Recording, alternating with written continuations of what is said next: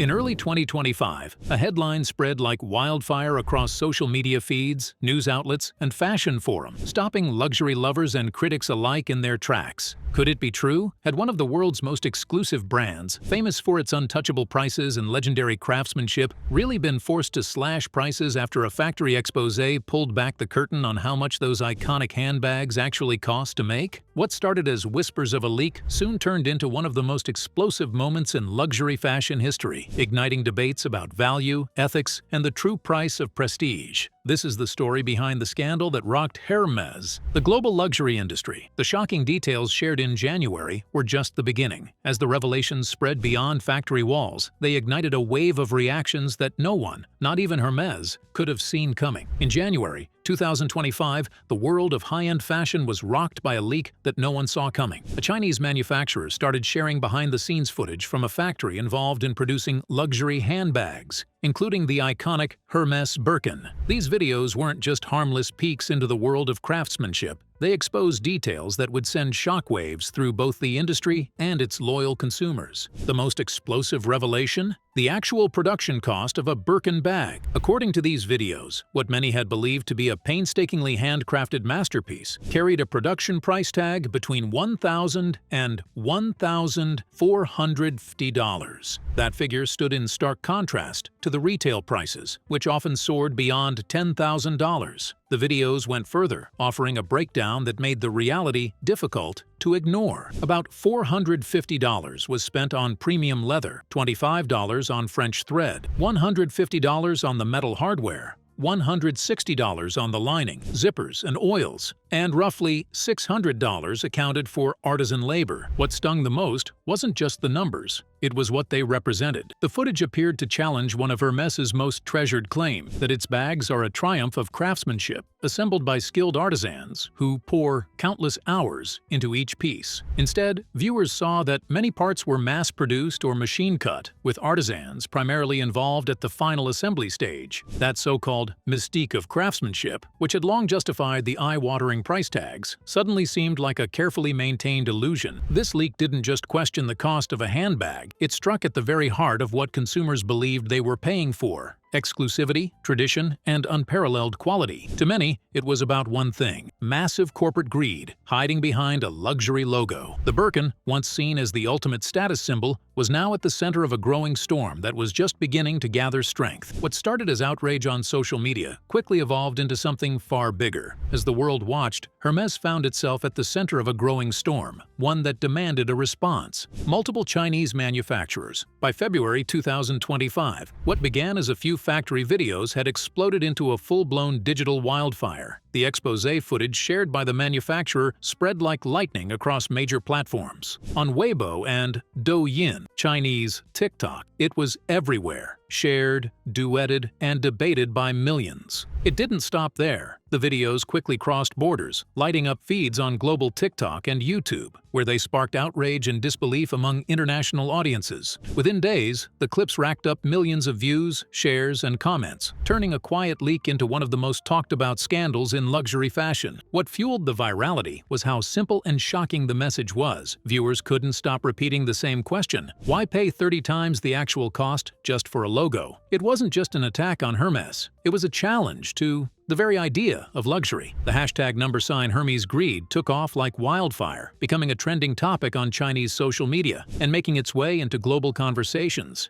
Everywhere, people began questioning what they were really paying for when they bought into high-end brands. For many consumers, this was a wake-up call. The videos shattered long-held beliefs about craftsmanship and value. Suddenly, the prestige attached to a Hermès bag didn't feel as untouchable as before. People started reassessing not just Hermès, luxury spending as a whole. If one iconic brand's prices were inflated beyond reason, what did that say about the rest of the industry? Seizing the moment, manufacturers stepped in. Factory-direct bags, made with materials and craftsmanship strikingly similar to the ones exposed in the videos, began flooding online marketplaces. And here was the kicker: these alternatives were priced at just a fraction, sometimes as low as 1/10 of Hermès retail prices. Buyers weren't shy about it either. Carrying these factory bags became a kind of statement, a bold, public rejection of overpriced luxury. and a show of support for transparency and fairness. Hermès's decision to fight back through legal channels was meant to contain the damage. Instead, fanned the flames, turning a corporate scandal into a cultural flashpoint with consequences far beyond the courtroom. Brands claims they produce in exclusive workshops. By March 2025, Hermès decided it had seen enough. After weeks of relentless online backlash and viral videos dismantling its luxury image, the brand hit back with force. Through the courts, Hermès launched a wave of lawsuits targeting manufacturers and individuals they claimed had crossed the line. The company's legal team filed cases alleging intellectual property theft, copyright infringement, and violation of trade secrets. This wasn't just about protecting designs, it was a full-scale attempt to stop the flood of damaging information. Hermès also enforced non-disclosure agreements, NDAs, against insiders and factory partners, determined to shut down further leaks before the situation spiraled even further out of control. But if the goal was to silence critics and regain control of the narrative, the strategy couldn't have backfired more dramatically. Rather than calming the storm, Hermès's legal offensive added fuel to the fire. What many saw was not a proud heritage brand defending its art, but a global giant using its power to crush small manufacturers and factory workers, the very people behind the craftsmanship Hermès had always celebrated. The lawsuits painted Hermès not as a protector of tradition,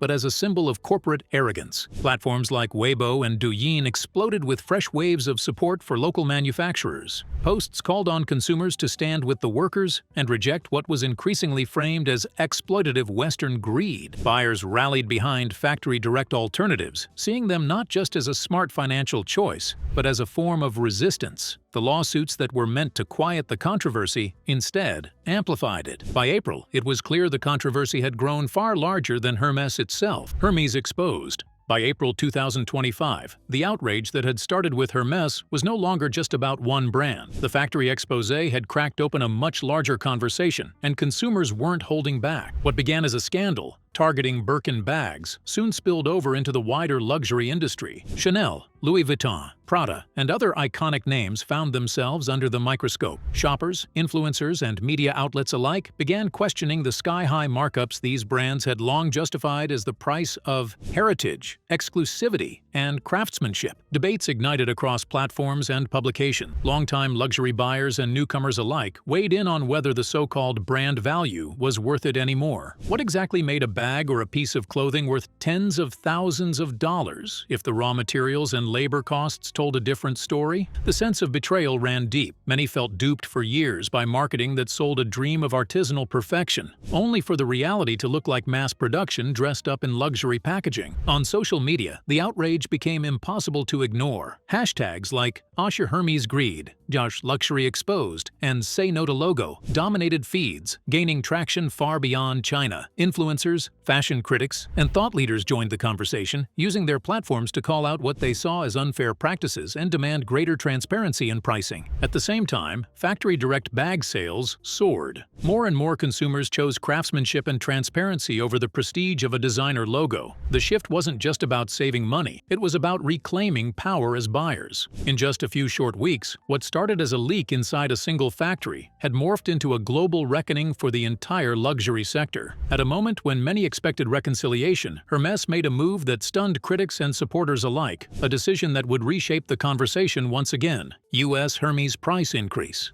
As the backlash raged on, many expected Hermès to finally address the growing frustration of consumers. After months of criticism, viral exposés, and mounting pressure from both media and buyers, the logical move seemed clear: offer some form of concession to rebuild trust. But instead of slashing prices or promising greater transparency, Hermès took a step that stunned even its most loyal followers. In May 2025, the brand announced a 10% price hike in the U.S., attributing the increase to rising import tariffs and economic pressures. The decision landed like a slap in the face to a public already accusing Hermès of corporate greed. In the midst of an unprecedented PR crisis where consumers were calling for fairness and accountability, the price hike was seen as Hermès not just ignoring the anger, but challenging it. The brand provided no signal of a global price reduction, no gesture of goodwill toward disillusioned customers, and no clear roadmap to address the issues that had sparked the outrage in the first place. For many observers, this wasn't about tariffs at all. The timing of the announcement, in the heat of the scandal, made it feel like Hermès was doubling down on the very values people had come to resent: exclusivity, inaccessibility, and sky-high markups justified by little more than branding. It seemed to confirm what critics had been saying for months. Hermès cared more about protecting its image of unattainable luxury than about responding to consumer concerns. Across social media, reactions were swift and cutting, comment sections filled with users accusing Hermès of arrogance and tone deafness.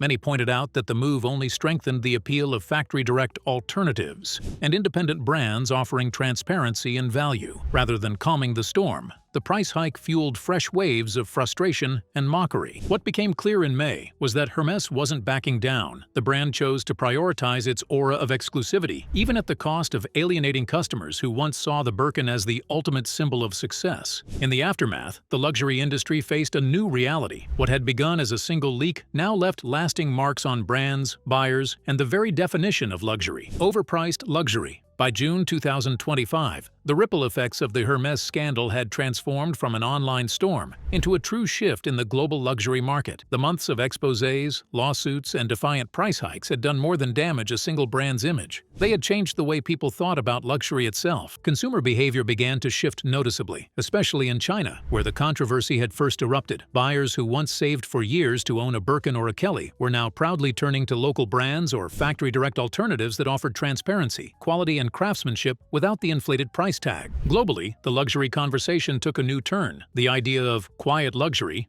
understated, logo-free fashion focused on timeless design and genuine quality, surged in popularity. Alongside it rose a stronger demand for ethical and traceable fashion, as consumers grew more conscious of where their money was going and what values their purchases supported. It wasn't just about owning something expensive anymore. It was about knowing the story behind it, from material sourcing to labor practices. For Hermès, the fallout was undeniable. The brand that had long stood as a gold standard of ultimate luxury found its image tarnished by accusations of hypocrisy and greed. The mystique that once made Hermès untouchable was now clouded by public skepticism. The Birkin, once a universal symbol of status, was increasingly viewed as a relic of an outdated mindset that prioritized exclusivity over ethics. As the dust settled, one question remained: had Hermès really slashed prices, or had the scandal revealed something far deeper and far more transformative about the world of luxury? China global luxury. When the dust settled, one truth stood out through the noise of headlines, viral posts, and heated debates: Hermès did not slash prices. Despite what some dramatic titles suggested, the reality was quite the opposite. In the face of massive backlash and consumer anger, Hermès actually chose to raise prices in key markets like the US, citing reasons like import tariffs. There was no gesture of reconciliation, no price cuts to win back trust, just a doubling down on exclusivity. More importantly, the scandal sparked a global conversation about the meaning of true luxury in 2025. Was luxury still about owning what few could afford? Or was it about knowing that what you bought was crafted with integrity, fairness, and genuine artistry? What do you think was the most shocking news? Let us know in the comments. And if you found this interesting, hit that like button and subscribe for more jaw-dropping stories.